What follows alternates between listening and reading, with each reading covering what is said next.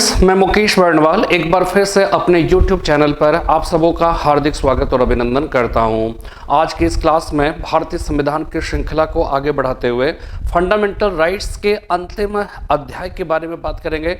यानी कि भारत के संविधान में फंडामेंटल जो राइट्स है, उस फंडामेंटल राइट्स के बारे में हमने पिछले 4 वीडियो में जानकारी दी। ये 5वां और अंतिम वीडियो है और इसके अंतर्गत भारत के संविधान से संबंधित सर्वाधिक जो पूछे जाने वाले सवाल है उसके बारे में बात करेंगे। यानी कि हम सब बात करेंगे संवैधानिक उपचारों के अधिकार के बारे में, जिसे भारत के कह सकते हैं कि संविधान के निर्माता बी.आर. अम्बेडकर ने, उन्हें बाबा साहब अम्बेडकर ने भारतीय संविधान के हृदय या भारतीय संविधान की आत्मा कहकर पुकारा था। भारत के संविधान के संबंध में जब बाबा साहब अम्बेडकर से यह सवाल पूछा गया कि भारत के संविधान के कौन से हिस्से को, कौन से भाग या कौन से आर्टिकल को भारत के संविधान के हृदय या भारत के संविधान की आत्मा कहेंगे, तो उन्होंने जो है इसका जवाब दिया था अनुच्छेद 32 के बारे में बतलाकर। उन्होंने ये कहा कि अनुच्छेद 32 ही वास्तव में अगर हम देखें तो व्यक्ति के जो मानवाधिकार है, उस मानवाधिकार में सबसे जो कह सकते हैं कि बड़ा जो अधिकार है वो है संवैधानिक उपचारों का अधिकार। और संवैधानिक उपचारों के अधिकार में भी जो है, जो हैबियस कॉर्पस है, जो बंधी प्रत्यक्षीकरण की जो कह सकते हैं कि जो रीट है, उसको जो है वास्तव में भारत के संविधान में जो संवैधानिक उपचार के अधिकार हैं उसमें 5 रीट की बात की गई है। उसमें से सबसे महत्वपूर्ण बात जो है वो बंदी प्रत्यक्षीकरण के संबंध में की गई है। तो आज के इस क्लास में हम सब आर्टिकल 32 के संबंध में बात करेंगे, जिसका कह सकते हैं कंपैरिजन है आर्टिकल 226 के अंतर्गत। आर्टिकल 226 के अंतर्गत हाई कोर्ट को और आर्टिकल 32 के अंतर्गत जो है सुप्रीम कोर्ट को वास्तव में लोगों के फंडामेंटल राइट्स के उल्लंघन की स्थिति में रिट जारी करने का अधिकार जो है प्रदान किया गया है। तो दोनों जो है ध्यान ये रखना है कि रिट केवल और केवल उच्च न्यायालय या उच्चतम न्यायालय जारी कर सकता है, लेकिन उच्चतम न्यायालय या उच्च न्यायालय से नीचे के किसी कोर्ट को इसका अधिकार नहीं है। लेकिन पार्लियामेंट चाहे तो वो क्या है कि वो नीचे के जो कोर्ट है उसको भी ऐसा अधिकार दे सकता है, बशर्ते जो है सुप्रीम कोर्ट के अधिकारों का कह सकते हैं कि उस पर किसी तरह का कोई बुरा असर ना पड़े, उससे किसी तरह का कंट्राडिक्ट जो है वो ना करता हो। तो पार्लियामेंट को इस बात का राइट है, लेकिन ये ध्यान में रखना है कि इस जो राइट मिला हुआ है उसमें उसके तहत किसी भी लोअर कोर्ट को अगर ऐसा अधिकार दिया जाता है तो ध्यान इस बात को रखना है कि इसमें सुप्रीम कोर्ट या हाई कोर्ट के अधिकारों का किसी तरह का हनन ना होता हो या उस पर कोई बुरा असर ना पड़ता हो। तो हम लोग भारत के संविधान के आर्टिकल 32, जिसे संवैधानिक उपचारों का अधिकार, राइट टू कॉन्स्टिट्यूशनल रिमेडीज कहकर पुकारा जाता है, उसके संबंध में आज के वीडियो में हम लोग बात करेंगे। और हम लोग इस बात को समझने की कोशिश करेंगे कि भले ही आर्टिकल 32 के अंतर्गत उच्चतम न्यायालय और आर्टिकल 226 के अंतर्गत उच्च न्यायालय को 5 रिट जारी करने के अधिकार हैं, संवैधानिक उपचारों के अधिकार की जो बात आती है, ठीक है, लेकिन दोनों में फर्क क्या है, दोनों में अंतर क्या है, हम लोग इस बात को जानने की कोशिश करेंगे। हम लोग इस बात को समझने की कोशिश करेंगे कि इन दोनों आर्टिकल्स में किसे भारतीय संविधान की आधारभूत संरचना में शामिल किया गया है और ऐसा क्यों किया गया। ठीक है, जो दूसरा होगा जिसे शामिल नहीं किया गया, क्यों नहीं शामिल किया गया, इसके बारे में बात करेंगे। हम लोग इस बात को भी समझने की कोशिश करेंगे कि भले ही आर्टिकल 32 के अंतर्गत सुप्रीम कोर्ट को और आर्टिकल 226 के अंतर्गत हाई कोर्ट को इस तरह के रिट जारी करने का अधिकार है, लेकिन सबसे बड़ा सवाल यहां पर यह समझना है कि इसमें ज्यादा अधिकार वो कौन सा ऐसा मामला है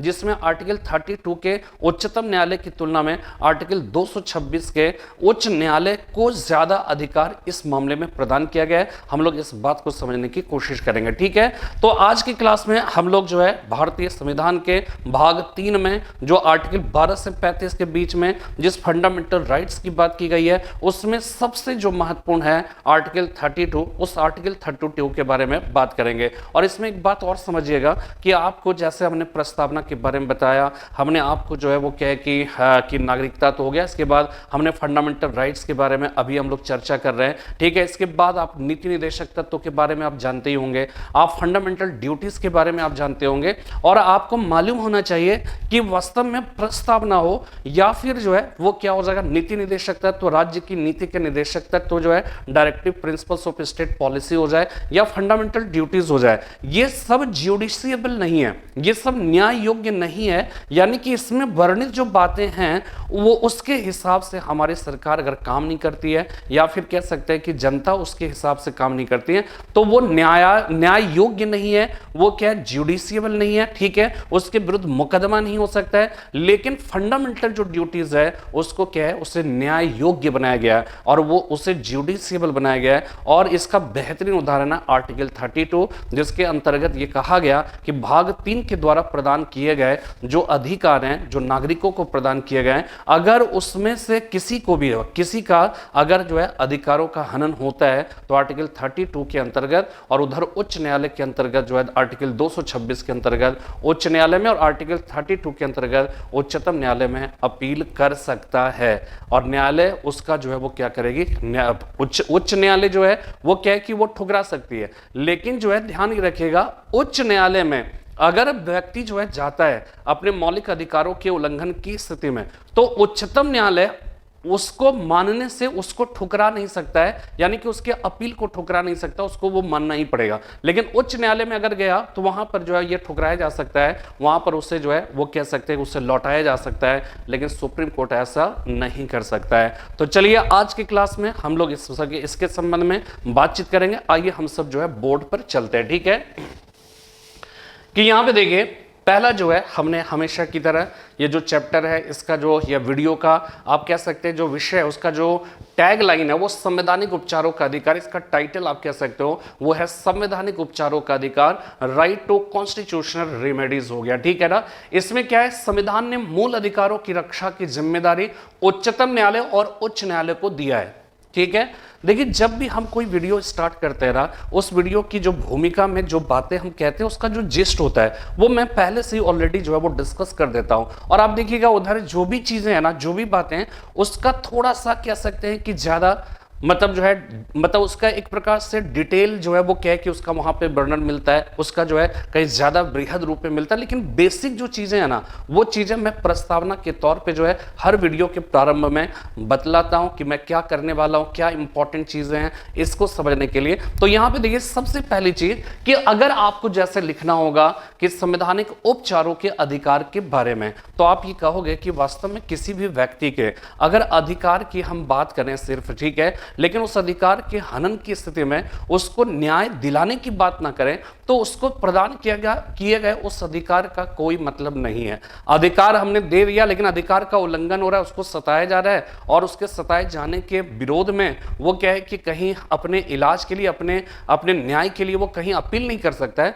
तो फिर इस तरह के मूलाधिकार का मतलब कुछ भी नहीं रह जाएगा। इसीलिए जो है फंडामेंटल राइट्स अगर है और उसका अगर उपचार नहीं है, उसको अगर न्याय योग्य नहीं बनाए, अगर व्यक्ति के मानवाधिकार का या मूलाधिकार का हनन होता है और उसको जो है न्यायालय में अपील करने की राइट नहीं है, तो ऐसी स्थिति में जाहिर सी बात है कि इस मूल अधिकार का कोई मतलब नहीं रह जाएगा। और हमारे संविधान सभा के सदस्य जो है उनको इस बात का इल्म था, उनको जो है इस बात की जानकारी दी और इसी वजह से उन्होंने क्या किया, भारत के संविधान में इनबिल्ट हमारा जो देश का जो संविधान था उसी में आर्टिकल 32 और आर्टिकल 226 की व्यवस्था करके ये व्यवस्था की कि अगर व्यक्ति के अधिकारों का हनन होता है तो वो जो है उच्च न्यायालय और उच्चतम न्यायालय दोनों में अपील कर सकता है। यहां पर एक बात और समझिएगा कि इसमें कोई ये जरूरी नहीं है कि पहले आप उच्च न्यायालय में जाओगे और फिर उच्चतम न्यायालय में, आप डायरेक्ट सुप्रीम कोर्ट में जाकर भी अपील कर सकते हैं, ठीक है ना। उच्च न्यायालय में जाने पर उच्च न्यायालय हो सकता है कि वापस लौटा दे, लेकिन उच्चतम न्यायालय में अगर आप जाओगे तो वहां पर जो है नहीं लौटाया जाएगा। और इसी वजह से यही बात है कि हम ये कह सकते हैं कि जो आर्टिकल 32 है ना वो फंडामेंटल राइट्स के उल्लंघन में आपकी रक्षा, आपकी न्याय की गारंटी देता है वो। और इसीलिए आर्टिकल 32 हमारे देश के संविधान की आधारभूत संरचना में शामिल है। हमारे देश के संविधान की आधारभूत जो basic structure of Indian constitution है उसमें आर्टिकल 32 शामिल है, बट आर्टिकल 226 शामिल नहीं है। और इसलिए शामिल नहीं है क्योंकि वहां पर गारंटी नहीं है, वहां पर गारंटी नहीं, आप वहां पे गए तो वो आपको लौटा सकता है, ठीक है ना। तो आपको जो है, तो ये एक बहुत बड़ा अंतर है इन दोनों आर्टिकल में, और यही वजह रहता है कि आर्टिकल 226 को basic structure of Indian constitution में शामिल नहीं किया गया, ये याद रखिएगा, ठीक है। आगे और भी हम डिस्कशन करेंगे। तो यहां देखिए, संविधान ने मूल अधिकारों की रक्षा की जिम्मेदारी उच्चतम न्यायालय, उच्च न्यायालय को दिया है, ठीक है। अनुच्छेद 32 के अंतर्गत सर्वोच्च न्यायालय तथा अनुच्छेद 226 के अंतर्गत उच्च न्यायालय को। नोट यहां पे ध्यान रखना है, नोट जो हमने आपको बताया कि सिर्फ उच्चतम न्यायालय, उच्च न्यायालय को ही है, किसी सबऑर्डिनेट कोर्ट को नहीं है, किसी जिला न्यायालय या अन्य न्यायालय को यह अधिकार नहीं है। अन्य न्यायालय मतलब अर्ध न्यायिक, जो बहुत सारे न्यायालय होते हैं, उन सारे न्यायालय को यह राइट नहीं है। तो सिर्फ उच्चतम न्यायालय, और इसको किसके अंतर्गत ध्यान रखिएगा, अनुच्छेद 32 के अंतर्गत और अनुच्छेद 226 के अंतर्गत उच्च न्यायालय को इसका राइट दिया गया, ठीक है। क्लियर हो गया। नेक्स्ट पेज हम लोग आते हैं। बाबा साहब अंबेडकर के अनुसार, और ये अनुच्छेद 32 जो है, संवैधानिक उपचारों का जो अधिकार है वो संविधान का हृदय है, ठीक है। ये संविधान का हृदय और आत्मा है, ठीक है। ये संवैधानिक उपचार के अधिकार को कहा था, ठीक है। इसके बाद अगर आप देखिए तो क्या है कि उनसे ये पूछा गया, जो अभी हमने बताया कि यदि कोई मुझसे पूछे कि संविधान का वह कौन सा अनुच्छेद है जिसके बिना संविधान शून्य प्राय, ठीक है, शून्य प्राय हो जाएगा, तो मैं अनुच्छेद 32 के अलावा किसी और को नहीं कहूंगा, ठीक है।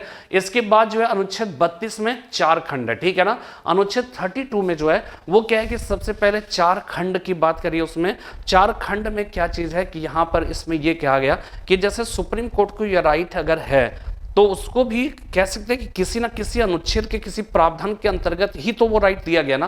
तो आर्टिकल 32 का खंड 1 जो है वो ये कहता है कि सुप्रीम कोर्ट को इस तरह का अधिकार जो है वो दिया गया, ठीक है। दूसरी इंपॉर्टेंट बात देखिए, यही लिखा है, मूलाधिकार को सर्वोच्च न्यायालय को प्रवर्तित करने का अधिकार दिया है। दूसरी बात, वो क्या कर सकता है कि वो मूलाधिकार को लागू कराने के लिए निर्देश दे सकता है, डायरेक्शंस दे सकता है, आदेश यानी ऑर्डर्स दे सकता है, लेख यानी जो 5 लेख निकालने की शक्ति है वो हम बात करेंगे 32 के 2 में। ये ध्यान रखिएगा कि आर्टिकल 32 के 2 में जो है ये राइट है, और वो लेख निकालने की शक्ति उसमें जो है सुप्रीम कोर्ट को दिया गया है। आर्टिकल 32 जो है वो कहता है कि अन्य न्यायालयों को लेख या आदेश जारी करने का अधिकार जो देने का काम जो संसद का है, जो हमने आपको बताया कि आर्टिकल 32 का खंड 3 ये कहता है कि वास्तव में सुप्रीम कोर्ट, उच्च न्यायालय जो है, ठीक है, high court and supreme court के अतिरिक्त अन्य न्यायालय को भी पार्लियामेंट क्या कर सकता है, अधिकार दे सकता है, जारी करने का अधिकार दे सकता है। संसद जो है वो किसको दे सकता है, ठीक है, तो अन्य न्यायालयों को। लेकिन क्या शर्त यह है कि वह सर्वोच्च न्यायालय पर कोई इसका प्रतिकूल प्रभाव ना पड़े, ठीक है। इसके बाद चौथा है, संविधान द्वारा किए गए प्रावधानों के अतिरिक्त अन्य किसी भी दशा में इस प्रावधान का उल्लंघन नहीं किया जाएगा। यानी कि ये ध्यान रखिएगा कि आर्टिकल 32 जो है वो क्या है कि संविधान की कानून के प्रावधान, कानून के प्राधिकार के बिना जो है, ठीक है, संविधान ने जो प्रक्रिया निर्धारित की है उस प्रक्रिया के बिना आप किसी अन्य तरीके से इस अधिकार का उल्लंघन नहीं कर सकते। जस्ट लाइक आप इसको ऐसे समझिए कि हमारे देश का जो फंडामेंटल राइट्स है, ठीक है ना, उस फंडामेंटल राइट्स में ये ध्यान रखिएगा कि आपातकाल की जब परिस्थितियां आएंगी तो उन आपातकाल की परिस्थितियों में भारत के संविधान के जो फंडामेंटल राइट्स है उस सारे राइट्स का एक प्रकार से उसको पोस्टपोन किया जा सकता है, केवल और केवल ध्यान रखिएगा आर्टिकल 20 और 21 को छोड़कर। ये आर्टिकल 20 और 21 भी जो है पहले क्या था, पहले निलंबन हो सकता था, पहले उसका सस्पेंशन हो सकता था फंडामेंटल राइट्स का और सारे राइट्स का हो सकता था। लेकिन क्या हुआ था कि 1975 की जो आपातकाल जो परिस्थितियां थी, ठीक है, और साथ में एडीएम जबलपुर का जो केस था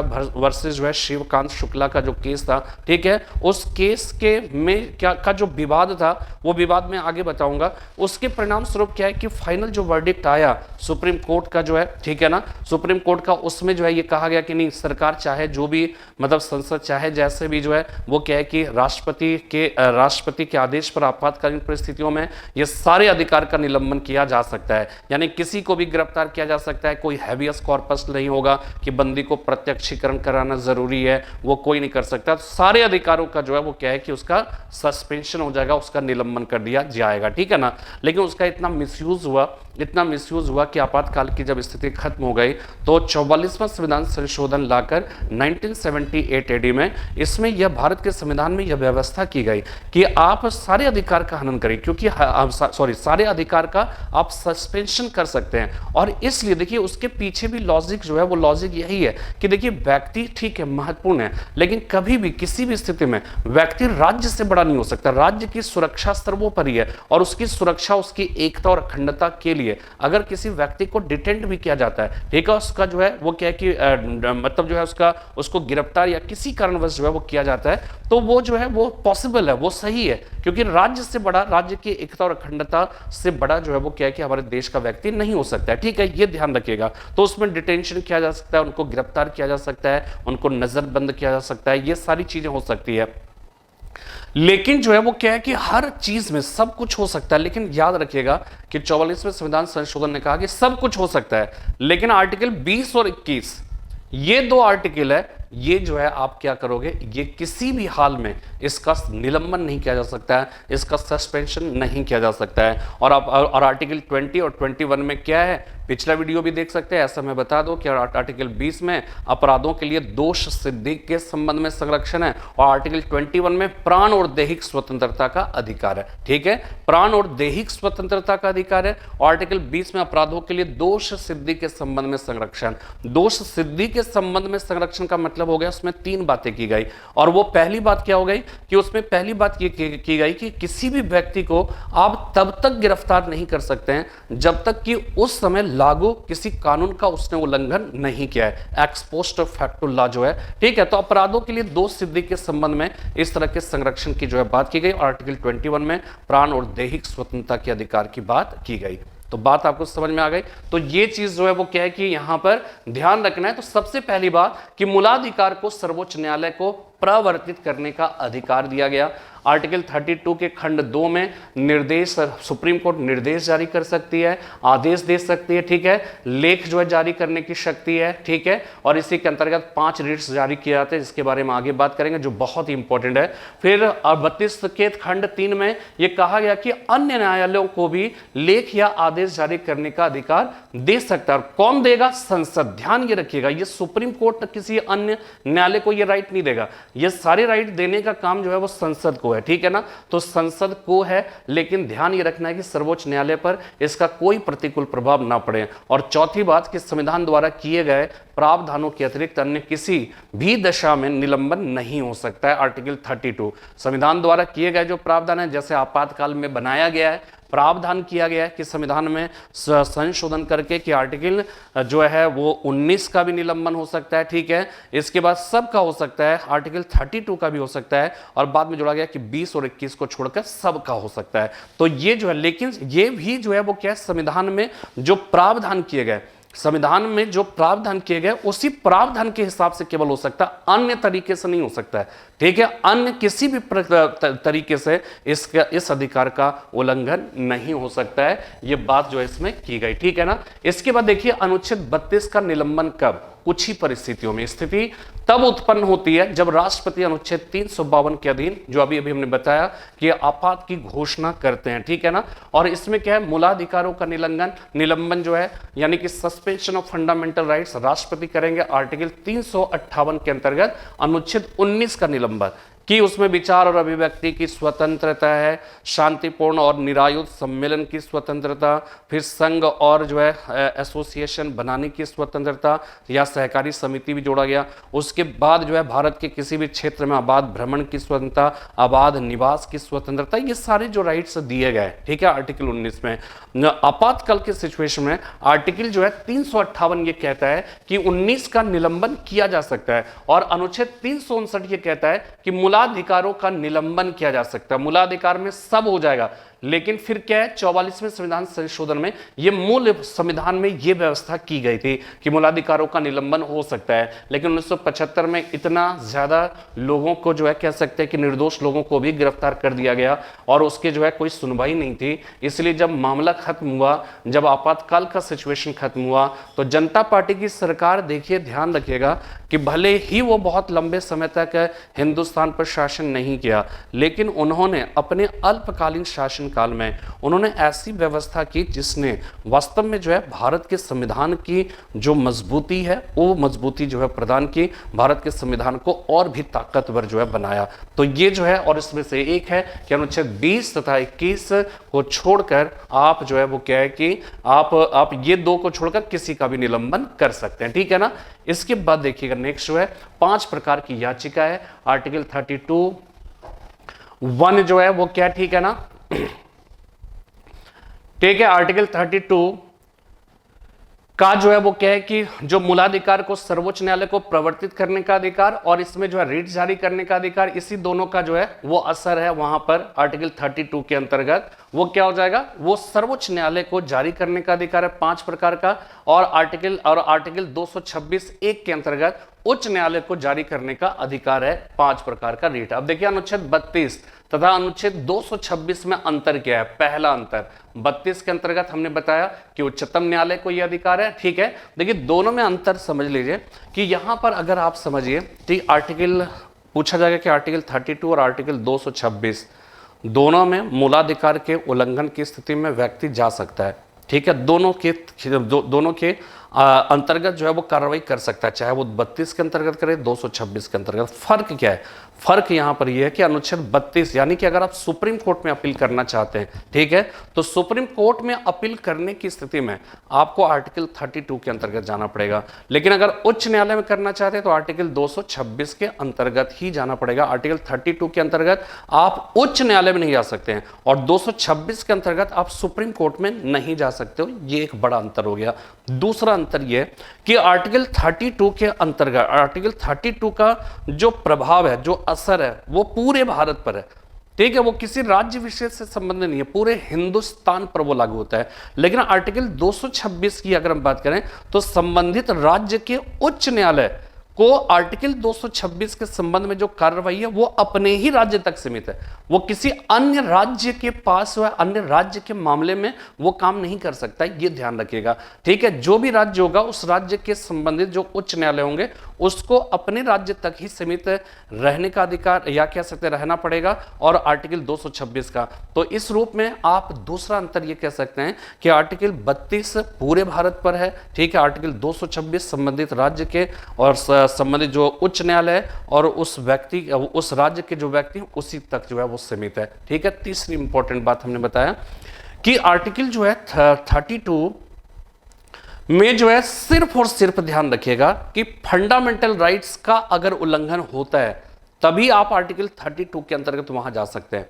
आर्टिकल 32 के अंतर्गत फंडामेंटल राइट्स यानी भाग 3 के द्वारा प्रदान किए गए जो अधिकार है, उस अधिकार के अतिरिक्त किसी अन्य तरह के अधिकारों का हनन होता है तो आप आर्टिकल 32 के अंतर्गत कोई कार्रवाई नहीं कर सकते।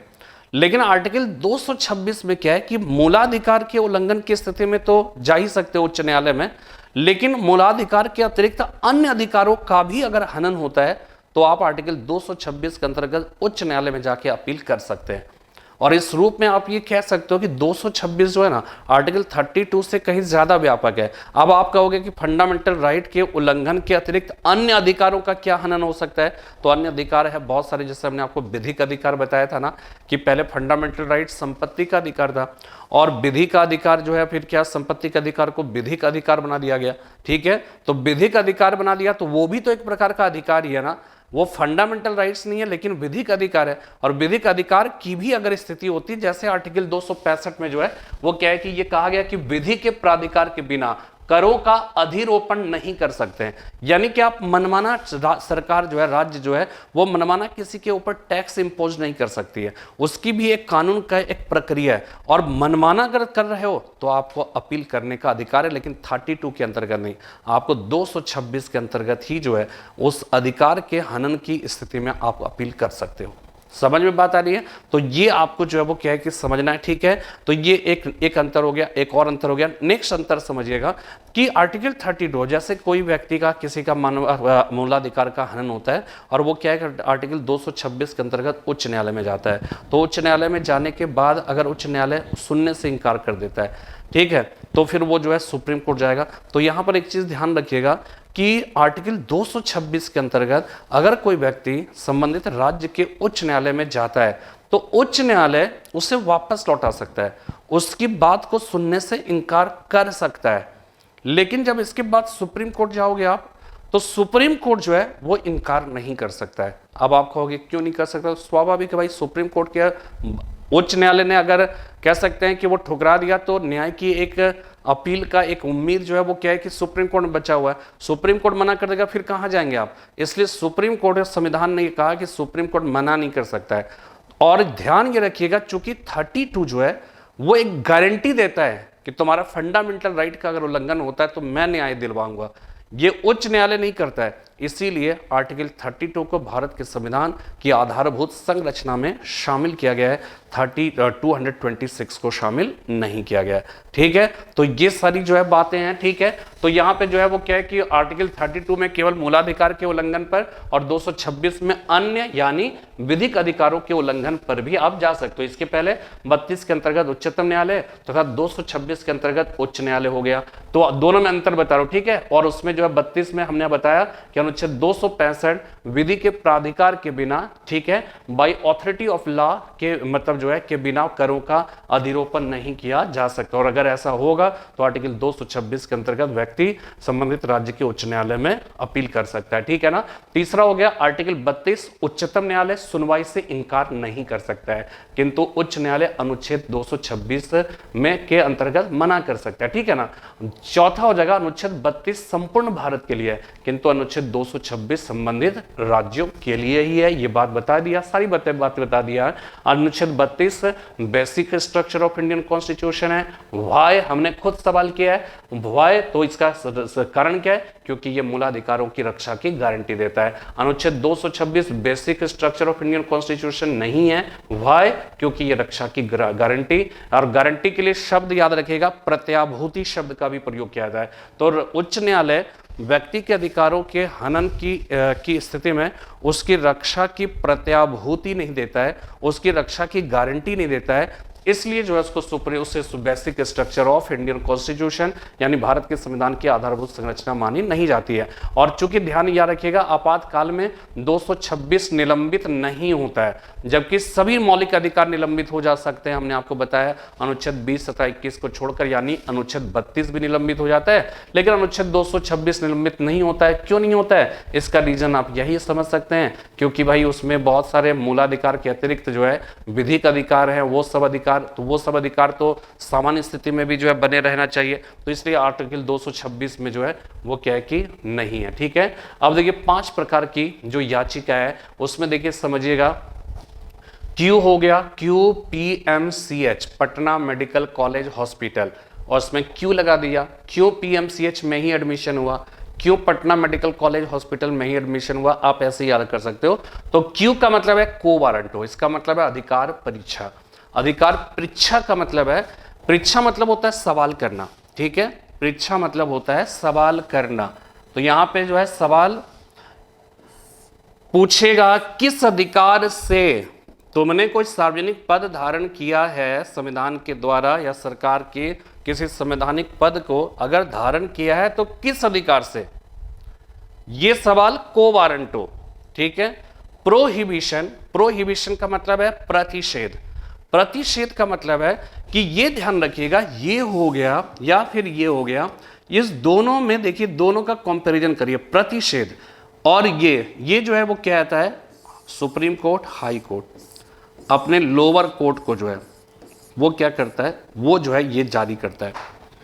अब जारी करने में दोनों जो है वो क्या है कि सुप्रीम कोर्ट हाई कोर्ट जो है अपने लोअर कोर्ट को जो है वो जारी करता है, और जारी करने का क्या आधार है, दोनों जब जारी करता है दोनों में फर्क क्या है, फर्क ये है प्रतिषेध जो है वो उच्चतम न्यायालय या उच्च न्यायालय अपने लोअर कोर्ट को तब जारी करता है जबकि किसी मामले में कार्रवाई अभी होना बाकी है, अभी मामला यहां पे लंबित है, अभी मामला क्या है, विचाराधीन है। ठीक है ना। तो क्या होगा कि जब उत्प्रेषण की बात की जाएगी, अधिकार परीक्षा का मतलब समझ गया ना, परीक्षा मतलब सवाल करना, प्रश्न करना, अधिकार किस अधिकार से, किस अधिकार से, प्रश्नवाचक चिन्ह लग रहा है ना, नोट ऑफ इंट्रोगेशन। ये कब होता है, सुप्रीम कोर्ट या उच्च न्यायालय कब करेगा कि कोई सार्वजनिक पद है, कोई सरकारी पद है, उस पर कोई व्यक्ति बैठा हुआ और संदेह है कि वो गलत तरीके से, तो वो पूछे किस अधिकार से, तो वो बताएगा कि भाई मैंने कंपटीशन बीट किया, हमने ये किया, मेरे पास ये सर्टिफिकेट है, ये सर्टिफिकेट है, ठीक है, वो दिखाएगा अगर लगेगा सही है, जेन्युइन है, तो ठीक है भाई आप रहो अपने पोस्ट पे, लेकिन नहीं होगा तो आपको अपने पद से बेदखल कर दिया जाएगा। तो अधिकार परीक्षा को वारंटो का मतलब है किस अधिकार से। दूसरी बात समझिएगा, उत्प्रेषण, ठीक है, और प्रतिषेध। प्रतिषेध को इंग्लिश में प्रोहिबिशन कहा जाएगा और उत्प्रेषण को सर्सियोररी कहा जाता है, CERTIORARI। सर्टियोररी जो है ऐसे सामान्य लोग पढ़ते हैं, लेकिन वो है सर्सियोररी, ठीक है, लैटिन भाषी शब्द है। तो सर्सियोररी जो है वो क्या हो जाएगा, वो है उत्प्रेषण, और प्रोहिबिशन का मतलब है प्रतिषेध। दोनों में देखिए फर्क क्या है, दोनों में पहले समानता समझिए। दोनों में समानता क्या है, सुप्रीम कोर्ट, हाई कोर्ट जो है अपने से जो लोअर कोर्ट है उस लोअर कोर्ट के लिए वो जारी करता है, ठीक है। लोअर कोर्ट में तब जब दोनों में, सुप्रीम कोर्ट हाई कोर्ट दोनों की स्थिति में लोअर कोर्ट को जारी करता है। फर्क फिर प्रतिषेध और उत्प्रेषण में है क्या, तो प्रतिषेध क्या है, जब प्रक्रिया चल रही होती है लोअर कोर्ट में, मामला विचाराधीन होता है, मामला लंबित होता है, उस पर अभी फाइनल वर्डिक्ट नहीं आया होता है, तब क्या होता है, सुप्रीम कोर्ट या हाई कोर्ट जो है वो क्या करता है, लोअर कोर्ट को आदेश देता है, उसको कहता है कि यहाँ पे रोक दीजिए, ये मामला जो है वो क्या है कि आपके अधिकार क्षेत्र से बाहर है, ठीक है, ये चीज देखा जाता है। ये किस में हो जाएगा, प्रतिषेध। प्रतिषेध में प्रक्रिया चल रही है, समझ में बात आ रही है।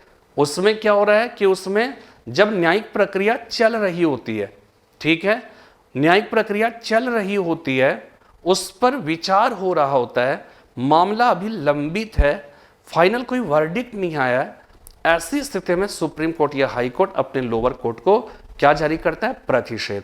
उत्प्रेषण की बात आएगी जिसको सर्सियोररी कहते हैं। सर्सियोररी में क्या होगा, उत्प्रेषण में क्या होगा, जब न्यायिक प्रक्रिया खत्म हो चुकी है, किसी जो है वो क्या है कि मामले पर डिसीजन दिया जा चुका है, तो इस ऐसे लोअर कोर्ट के द्वारा जो डिसीजन दिए गए उस डिसीजन को रद्द करने के लिए, ठीक है, उसको रद्द कराने के लिए तब क्या होता है, उत्प्रेषण जो है वो जारी किया जाता है। बात समझ में आ रही है ना, ठीक है, ये एक बेसिक अंतर है। तो यहां पे जो है वो क्या गया कि प्रतिषेध, परमादेश, उत्प्रेषण हो गया, बंदी प्रत्यक्षीकरण हो गया, ठीक है। इसको आगे देखिए, सब यहां पे समझ में आ जाएगा। अधिकार परीक्षा को वारंटो, अब थोड़ा थोड़ा सब में हमने आपको मतलब एक नोट्स बनाने के लिए हमने लिख दिया, ठीक है ना। ये क्या है, तात्पर्य किस अधिकार से, हमने बोला ना सवाल किस अधिकार से, नोट ऑफ इंट्रोगेशन हो गया। किसी व्यक्ति से यह प्रश्न करता है कि वह किस अधिकार से संविधान या कानून द्वारा बनाए गए सार्वजनिक पद पर बैठे हैं। अधिकार परीक्षा सार्वजनिक पद पर नियुक्ति को चुनौती देने का सबसे प्रभावी औजार है, ठीक है, ये हो गया। बहुत ज्यादा जो है दिमाग नहीं लगाना है, हम सब एकदम स्पष्ट है, क्लियर कट जो है। प्रतिषेध, प्रोहिबिशन, मना करना, केवल न्यायिक तथा अर्ध न्यायिक संस्था के विरुद्ध, ठीक है। अर्ध न्यायिक संस्था हो गया जैसे एनजीटी हो गया, नेशनल ग्रीन ट्रिब्यूनल्स वगैरह हो गया, कैट हो जाता है, ठीक है ना। इस तरह के कुछ जो है वो क्या है कि कुछ अर्ध न्यायिक संस्था है, उसके विरुद्ध ये जारी किया जाता है, केवल न्यायिक या अर्ध न्यायिक संस्था के विरुद्ध, ठीक है। ज्यूडिशियल एंड क्वासी ज्यूडिशियल, यानी ये किसी कार्यपालिका ही, यानी कि ये संसद को नहीं कहेगा किस अधिकार से, किसी कार्यपालिका को नहीं कह सकता। प्रतिषेध तभी जारी होगा, यानी कि कह सकता है, लेकिन प्रतिषेध उस मामले में वहां नहीं आएगा, ठीक है ना। प्रतिषेध और उत्प्रेषण जब भी बात आएगी केवल न्यायिक या अर्ध न्यायिक संस्था के विरुद्ध आएगा। इसमें अधीनस्थ न्यायालयों को यह आदेश देता है कि वह अपने अधिकार क्षेत्र से, अपना जो ज्यूरिसडिक्शन है उस ज्यूरिसडिक्शन से बाहर जाकर और कानून की प्रक्रिया के विरुद्ध कार्यवाही नहीं करे। और यहां पे जो ये बात समझिए, जब प्रक्रिया चल रही है, प्रतिषेध प्रक्रिया चल रही है, मामला लंबित है, सुनवाई पूरी होने के पहले कार्यवाही रद्द करने के लिए, सुनवाई अभी पूरी नहीं हुई है, ठीक है ना, तो ये हो जाएगा क्या, प्रतिषेध, ठीक है। बहुत इंपॉर्टेंट है, ध्यान रखिएगा। अधीनस्थ न्यायालयों को यह आदेश देता है कि वह अपने अधिकार क्षेत्र से बाहर जाकर और कानून की प्रक्रिया के विरुद्ध कार्यवाही ना करे, ठीक है, ये हो गया। इसके बाद उत्प्रेषण है, बता दिया, तात्पर्य और अधिक सूचित होना या पूर्णतया सूचित हो रहा है, या डिसीजन दे चुके हो लेकिन अभी और उसमें जो है मामला अभी बाकी था, उसमें और ज्यादा इंफॉर्मेशन अभी चाहिए था, पहले से ही डिसीजन दे दिया आपने, ठीक है ना। इसीलिए उत्प्रेषण जो है तात्पर्य और अधिक सूचित होना या पूर्णतया सूचित होना, ये बात जो है वो क्या है कि इसमें की गई है, ठीक है ना। इसमें अधीनस्थ न्यायालयों या न्यायिक या अर्ध न्यायिक कार्य करने वाले निकायों के विरुद्ध है, जैसा कि उधर प्रतिषेध में है। सदैव ध्यान रखिए, सदैव वाद या कार्यवाही के समापन पर ही जारी किया जाता है और सुनवाई के बाद फैसला पलटने के लिए, जैसा कि हमने आपको बताया। और क्षेत्राधिकार का प्रयोग दोषपूर्ण रीति से करने की स्थिति में जारी किया जाता है। और यहीं पे हमने शॉर्ट में लिख दिया, प्रतिषेध प्रोहिबिशन आदेश देने के पहले जारी किया जाता है, उत्प्रेषण आदेश देने के बाद जारी किया जाता है। प्रतिषेध प्रक्रिया चल रही है, उत्प्रेषण खत्म हो गई है तब, ध्यान ये रखिएगा, समझ में बात आ रही है ना। तो प्रोहिबिशन प्रतिषेध जो है न्यायिक प्रक्रिया चल रही है, और लोअर कोर्ट में ध्यान रखिएगा अपने सबऑर्डिनेट जो कोर्ट है वहां पर, ठीक है। तो ये हो गया। इसके बाद परमादेश है, लैटिन भाषा का शब्द है, मैंडेमस कहते हैं, तात्पर्य हम आदेश देते हैं किसी सार्वजनिक या अर्ध सरकारी निकाय के लिए जब वह अपने लोक प्रकृति, परमादेश का मतलब देखिए परमादेश हो गया। और अधिकार परीक्षा में क्या होता है कि सार्वजनिक अधिकार परीक्षा में को वारंटों में क्या, सार्वजनिक पद पर बैठा हुआ जो व्यक्ति है उस व्यक्ति से ये कहा जाता है कि तुमने किस अधिकार से उस पद पर बैठे हुए हो, ठीक है। मतलब कहीं ऐसा संदेह होता है कि वो गलत तरीके से वो उसमें एडमिट हो गया, उसमें जो है भर्ती हो गई है उसकी, ठीक है। जब इस तरह के बहुत सारे मामले आते हैं तो वो क्या है कि वो अधिकार परीक्षा के तहत किस अधिकार से, आपको क्या आप दिखाइए, पूरा प्रूफ दिखाइए, ठीक है। लेकिन जब हम परमादेश की बात करते हैं तो इसका मतलब क्या है कि किसी सार्वजनिक पद पर बैठा हुआ व्यक्ति, सार्वजनिक पद का बैठा हुआ व्यक्ति का मतलब है कि आप जब उस पोस्ट को गए तो आपका काम क्या है, उसी सर्वजन के लिए काम करना। तो जब लोक महत्व की कोई कार्रवाई होती है और जो आपके मतलब अधिकार में आता है वो आपके लिए वो काम है, वो काम आपके लिए है, आपका वो काम करना। लेकिन जब आप नहीं करते, जब लोक पद के लोक महत्व के कार्यों की जब जिम्मेदारियों का निर्वहन आप नहीं करते हो, तब ऐसी स्थिति में सुप्रीम कोर्ट परमादेश आदेश देता है कि आप ये काम करिए, ठीक है। यही मैंडेमस कहलाता है, लैटिन भाषा का शब्द है, तात्पर्य हम आदेश देते हुए कमांड किसी सार्वजनिक या अर्ध सरकारी निकाय के लिए जब वह अपने लोक प्रकृति के किसी वैध कर्तव्य का पालन करने में असमर्थ रहता है, तब ये परमादेश जारी किया जाता है, ठीक है। और बंदी प्रत्यक्षीकरण ये बहुत ही मेरे हिसाब से बहुत महत्वपूर्ण है और बहुत इंटरेस्टिंग है। और ये 1975 का कह सकते हैं कि इंदिरा गांधी के आपातकाल से जुड़ा हुआ मामला है। इसी में एडीएम जबलपुर का बनाम शिवकांत शुक्ला केस है, ये 1975 में, ठीक है। इसको बंदी प्रत्यक्षीकरण का केस कहा जाता है। बंदी प्रत्यक्षीकरण का मतलब समझिए, और विवाद क्या है वो बाद की बात है, कि बंदी प्रत्यक्षीकरण का मतलब ये होता है कि किसी व्यक्ति को गिरफ्तार पुलिस ने कर ली, ठीक है, पुलिस ने गिरफ्तार कर लिया। अब सबसे बड़ी बात यह है कि पुलिस के पास तो ताकत है, तो ताकत है, वो किसी के प्रति अगर पूर्वाग्रह से वो ग्रसित है तो किसी को भी गिरफ्तार कर सकता है। लेकिन अब अगर व्यक्ति को गिरफ्तार कर लिया गया, लेकिन जब गिरफ्तार हो गया, अब उसके पास जैसे कहते हैं ना अपील, बिना वकील बिना दलील का कानून, रॉलेट एक्ट को कहा गया। लेकिन यहाँ पे सुप्रीम कोर्ट, यहाँ पर जो संविधान हमारा है, उस संविधान ये कहता है कि तुमने जैसे ही गिरफ्तार किया, आपको 24 घंटे, आप सुनते होगा ना 24 घंटे के अंदर, जिसमें आने जाने का जो समय है, यात्रा का समय, वो नहीं, 24 घंटे के अंदर स्थानीय मजिस्ट्रेट के पास जो है उसके सम्मुख उपस्थित करना होगा। अब मजिस्ट्रेट क्या करेगा, वो चेक करेगा कि आपने सही तरीके से, मतलब जो है सही रीजन है कि नहीं गिरफ्तार करने का, ठीक है ना। तो यहाँ पे जो है वो क्या है कि बंदी प्रत्यक्षीकरण का मतलब यहाँ पर ध्यान रखिएगा, हैबियस कॉर्पस, इसका मतलब है कि जो बंदी है ना उसको प्रत्यक्ष करिए, सामने लाइए, ताकि हम चेक करेंगे कि आपने सही कारणों से गिरफ्तार किया कि नहीं। 1975 में क्या हुआ, अब इसको 1975 के आपातकाल से जोड़िए। 1975 में किसी को भी गिरफ्तार कर लिया गया, कोई सुनवाई करने वाला नहीं था कि सही मामलों में गिरफ्तार हुआ है कि गलत मामलों में गिरफ्तार हुआ है। अत्यंत जो है भयानक उत्पीड़न किया गया, भयानक उस पर ऊपर जो है दमन चक्र किए चलाए गए, कोई पूछने वाला नहीं था। तो वहां पे बंदी प्रत्यक्ष करनी, लेकिन उसमें क्या हुआ कि बहुत सारे कैदी जो है जिनको जेल में रिहा बंद कर दिया गया था बिना मतलब का, या जो भी जैसे भी हो, अब वो जो है वो क्या है कि कोर्ट में अपील किया। इसी में ऐसे एडीएम जो जबलपुर है वहां पर एक मामला गया, तो वहाँ पर जो है वो क्या है एडीएम जबलपुर में गया, और इसके अतिरिक्त बहुत सारे कोर्ट में भी गए इंडिया में।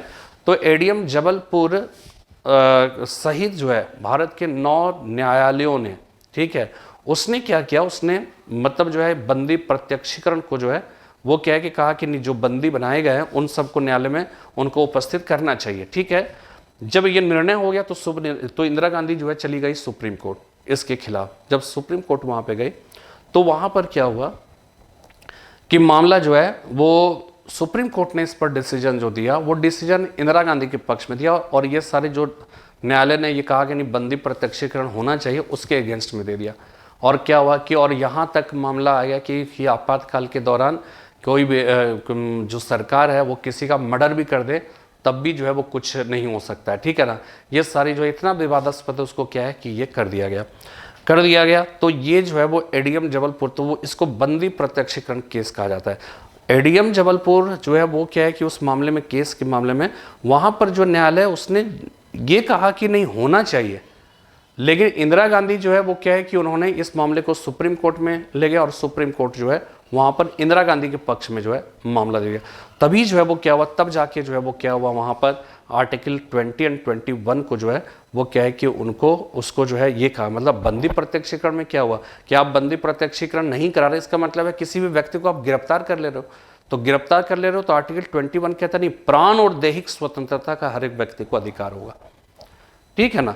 अब ये अधिकार तो है, लेकिन सामान्य स्थिति में तो था, लेकिन आपातकाल में क्या था कि निलंबन का अधिकार। पहले तो यही था कि फंडामेंटल राइट्स का निलंबन हो सकता है इमरजेंसी में।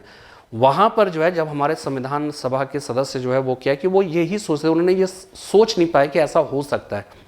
उन्होंने यही सोचा कि क्या है कि व्यक्ति को ये अधिकार है, इस अधिकार को वो इंजॉय कर सकते हैं, एंटरटेन कर सकते हैं, लेकिन आपातकाल की जो परिस्थितियां आएंगी उस स्थिति में इस अधिकार को सस्पेंड किया जा सकता है। और लॉजिक ये था कि व्यक्ति के अधिकार महत्वपूर्ण हैं, लेकिन वो अधिकार राज्य से बड़ा नहीं है। राज्य की एकता और अखंडता को अगर कहीं राज्य के मतलब जो है देश पर किसी तरह खतरा है और किसी व्यक्ति के फ्रीडम से उस खतरा को ठेस पहुंच सकता है, तो आपके इस अधिकार को सस्पेंड किया जा सकता है।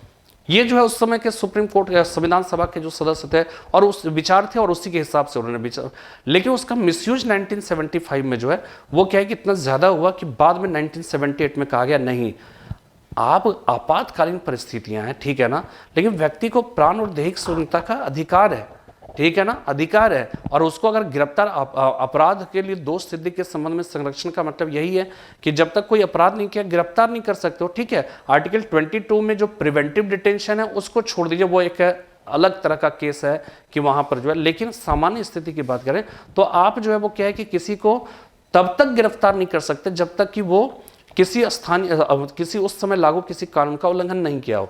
तो उस तरह की जो स्थिति थी सब में जो है, और उसमें कहा गया नहीं बंदी प्रत्यक्षीकरण जो है वो क्या है कि वो जरूरी होगा। तो फिर बाद में जाकर जो है आर्टिकल 21 के अंतर्गत जो है वो क्या है, आर्टिकल 21 और आर्टिकल 20 को जो है ये कहा गया कि सामान्य स्थिति में भी जो है वो क्या है कि लागू होगा, ठीक है। आप गिरफ्तार कर ले रहे हो, ठीक है, गिरफ्तार करिए, लेकिन आपको मतलब जो है न्यायालय तो ये चेक कर लेना भाई कि सही तरीके से गिरफ्तार, सही कारण से गिरफ्तार किया कि नहीं, और नहीं किया तो आपको जो है वो क्या है कि आपको बोलेगा उसको रिहा कर दीजिए, ठीक है ना। तो ये बंदी प्रत्यक्षीकरण इसलिए ध्यान रखिएगा, ये बहुत बड़ा, इसीलिए इसको जो है ध्यान रखना है कि नागरिक स्वतंत्रता की इसको प्रथम सुरक्षा कहा गया है। बंदी प्रत्यक्षीकरण निरोध का विधिक औचित्य ना होने पर, यानी जो आपने गिरफ्तारी किया उसका विधिक औचित्य ना, यानी कि कानूनी जो उसका एक कह सकते कि रेलिवेंसी है वो कानून के हिसाब से अगर नहीं है तो निरुद्ध व्यक्ति को छोड़ने का आदेश भी दे सकता है।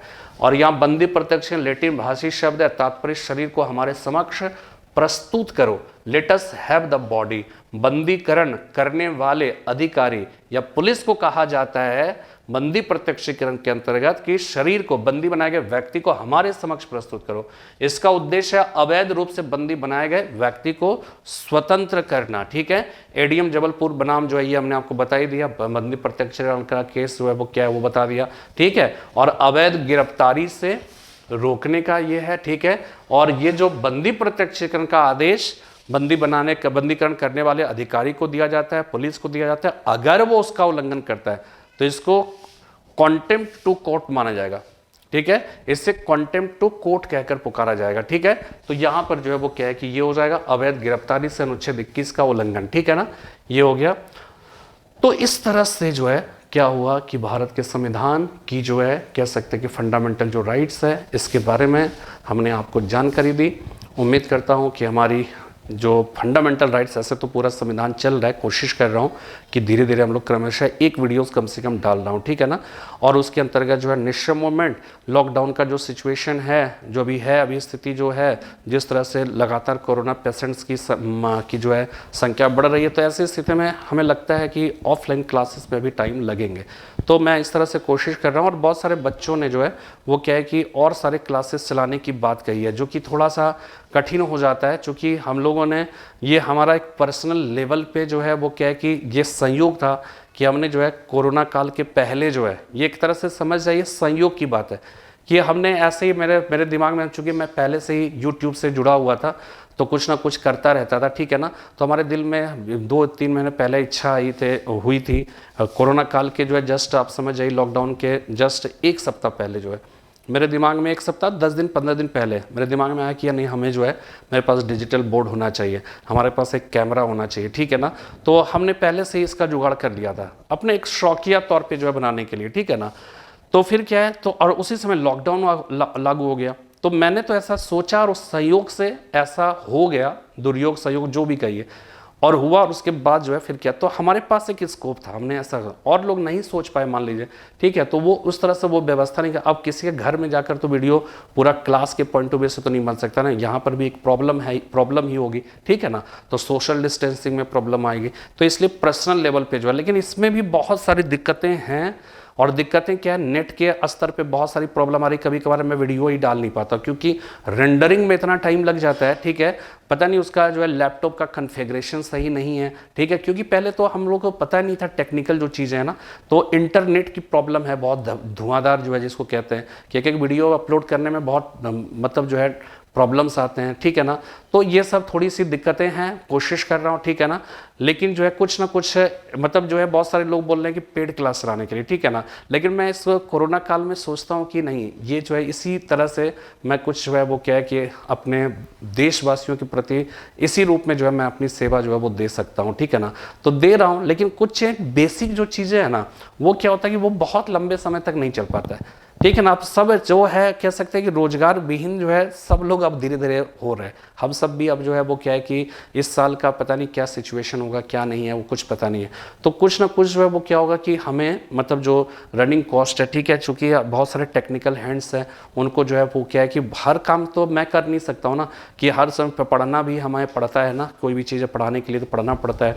तो वो हर काम अगर हम करने लगे तो हमारा वो जो मेन काम है पढ़ाने का, पढ़ने का, वो क्या होता है, छूटने लगता है। तो इस वजह से कुछ चीज़ें जो है वो क्या है कि कुछ बेसिक जो लोग हैं, कुछ जो 4 लोग हैं, टाइपिस्ट है, ये सब इस तरह का हमको लाना पड़ेगा, जुगाड़ करना पड़ेगा, ठीक है ना। और वो जो है वो देख रहा हूँ, सर्च कर रहा हूँ, जब होगा तो मैं आपको बताऊँ। जब तक मैं खुद से कर रहा हूँ तब तक मैं कुछ नहीं आपसे कह रहा हूँ, लेकिन जब होगा इस तरह का तो फिर मैं बात करूँगा आपसे, ठीक है। फिलहाल आज इतना ही, मिलते हैं। उम्मीद करता हूँ आपको ये क्लास बहुत इंपॉर्टेंट है, इसको पूरा वीडियोस जितनी बार देखेंगे उतना ही अच्छा लगेगा, उतना ही इंपॉर्टेंट है, और आने वाले एग्जाम्स में आपको पता चलेगा। फिलहाल आज इतना ही, फिर मिलते हैं एक नए वीडियो के साथ।